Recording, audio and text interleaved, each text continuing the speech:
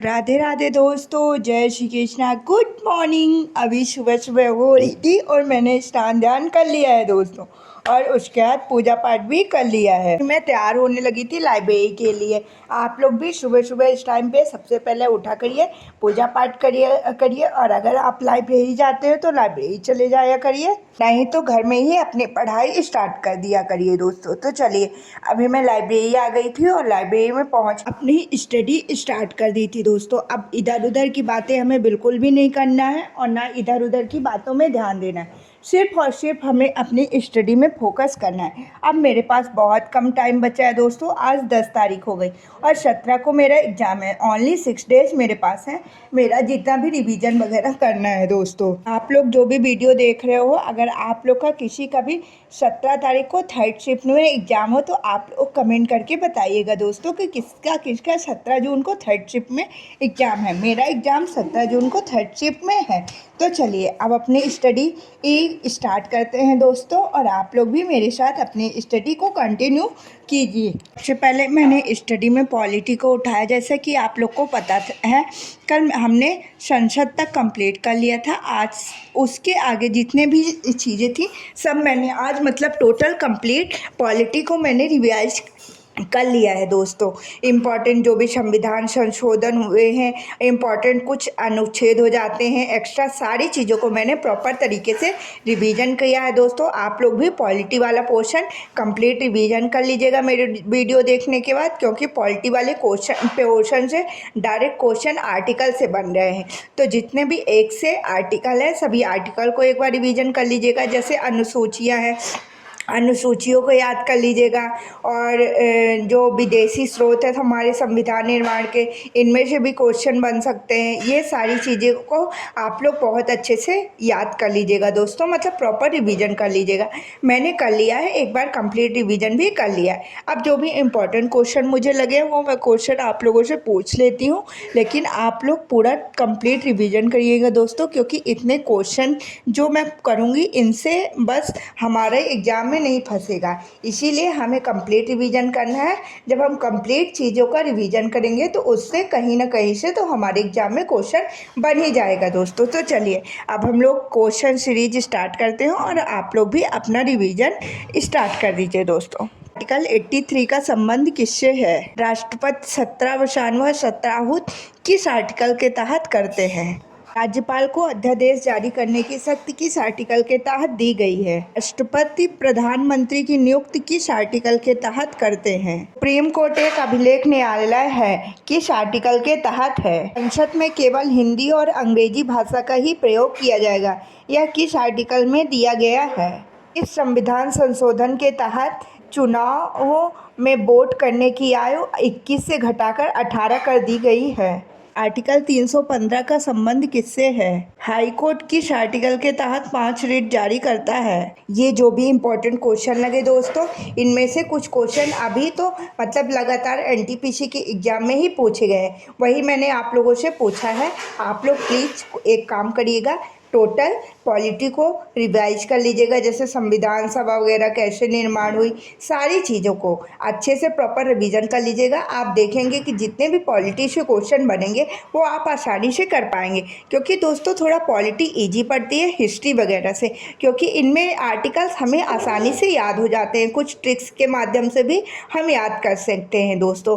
तो ये रहा मेरा पॉलिटी वाला पोर्शन। पॉलिटी वाला पोर्शन मैंने कंप्लीट कर लिया और मैंने स्टैटिक जीके वाला भी पोर्शन कंप्लीट कर लिया है, मतलब 2 सब्जेक्ट मैंने प्रॉपर रिवीजन कर ली है दोस्तों। कल से मैं अब हिस्ट्री स्टार्ट करूंगी रिवीजन के लिए। हिस्ट्री में मैं तीनों पोर्शन करूंगी, मतलब प्राचीन इतिहास है, जो मध्यकालीन इतिहास है और आधुनिक इतिहास। मेनली आधुनिक इतिहास से क्वेश्चन पूछे जा रहे हैं, लेकिन प्राचीन और मतलब मध्यकालीन इतिहास से भी क्वेश्चन पूछे जा रहे हैं। जैसे दिल्ली सल्तनत से क्वेश्चन बन रहे हैं, मगध साम्राज्य वगैरह से, और मतलब बहुत सारे क्वेश्चन तीनों पोर्शन पोर्शन से बन रहे हैं दोस्तों। इसीलिए हमें तीनों पोर्शन को अच्छे से प्रॉपर रिवीजन करना है।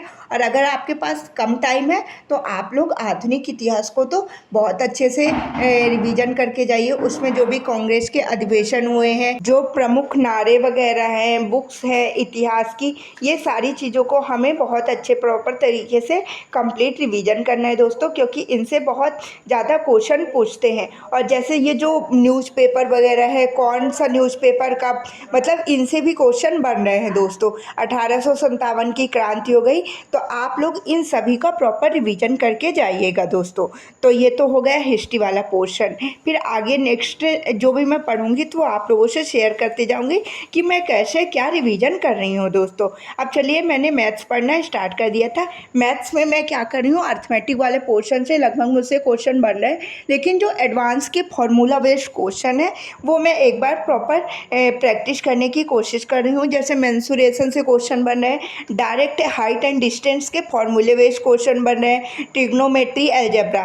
तो इन सब के मैं एक बार फॉर्मूले रिवीजन करने की कोशिश कर रही हूँ, और उन फॉर्मूलों से जो मतलब क्वेश्चन बनने की संभावना है, उन सभी क्वेश्चनों को भी मैं प्रैक्टिस कर रही हूँ दोस्तों। और साथ ही साथ जो गगन सर यूट्यूब में मतलब मैथ्स का प्रैक्टिस सेशन टाइप का लेके आए हैं ना एनटीपीसी के लिए, वो भी मैं डेली सॉल्व करती हूँ दोस्तों। आप लोग भी वो प्रैक्टिस सेशन एक डेली सॉल्व करिए। 10 सर ने एनटीपीसी के मॉक टेस्ट करवाए हैं यूट्यूब में ही, तो उनको भी आप लोग एक बार सारी 10 क्लासेस को रिवाइज कर लीजिए, क्योंकि उनसे हमारे क्वेश्चन की प्रैक्टिस बहुत अच्छे से हो जाएगी। और जो भी कॉन्सेप्ट हम भूलते जाएंगे, अगर उस कॉन्सेप्ट से रिलेटेड उन वीडियोस में क्वेश्चन रहेंगे तो उनको भी सर ने अच्छे प्रॉपर तरीके से बताया दोस्तों।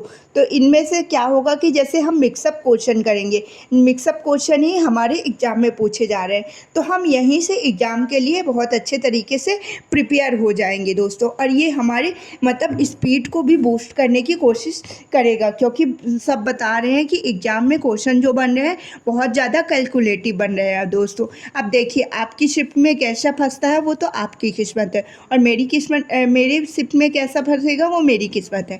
और ये भी अब हमें एग्ज़ाम सेंटर में जाके ही एग्ज़ाम देने के बाद ही पता चलेगा कि एग्ज़ाम का लेवल कैसा है, कैसे क्वेश्चन बन रहा है। अब हम जितनी बातें सुनते हैं उन्हें में हमें विश्वास करना पड़ेगा, और उसी हिसाब से हमें अपनी तैयारी को भी बूस्ट करना पड़ेगा दोस्तों। अभी अब ज़्यादा टाइम नहीं है कि हम प्रॉपर बहुत अच्छे तरीके से तैयारी को बूस्ट कर सकते हैं, लेकिन जितना भी टाइम है दोस्तों उसमें हमें अपना कंप्लीट रिवीजन करना है, कंप्लीट प्रैक्टिस करनी है, और ज़्यादा से ज़्यादा कैलकुलेटिव क्वेश्चन को सॉल्व करने की कोशिश करना है।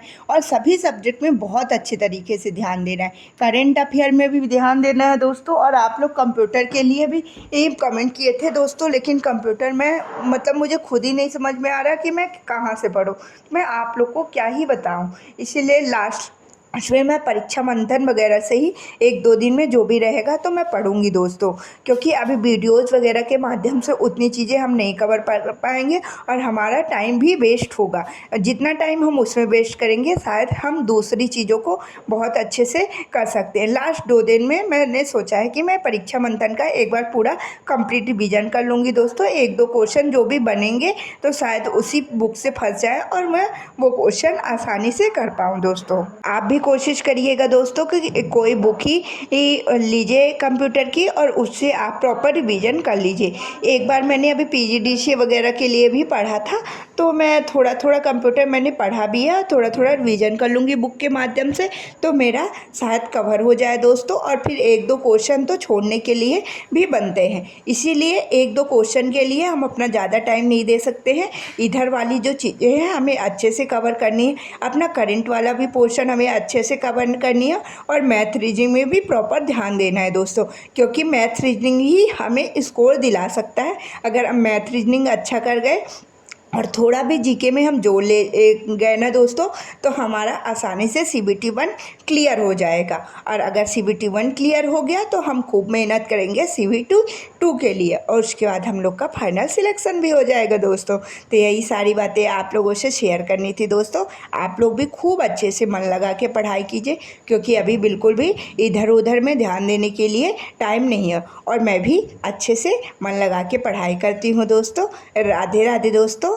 चलिए अब मैं घर जाऊंगी और आप लोगों से जितनी भी बातें मैंने शेयर की है आप लोग प्लीज़ उन सभी बातों को बहुत अच्छे तरीके से फॉलो कीजिएगा। और अगर आपको मेरी बातों से मतलब मैं जो भी बताती हूँ उससे थोड़ा भी हेल्प मिला करे तो आप लोग कमेंट करके ज़रूर बताया करिए दोस्तों। तो चलिए अब राधे राधे दोस्तों, बाय बाय, जय श्री कृष्णा। अब हम चलते हैं घर। आप लोग भी अपनी पढ़ाई को कंटिन्यू कीजिए, अच्छे से पढ़ाई कीजिए और फिर जब मेरा एग्ज़ाम 17 तारीख को हो जाएगा तो उसका रिव्यू मैं आप लोगों से शेयर करूँगी। तो बाय बाय दोस्तों, राधे राधे।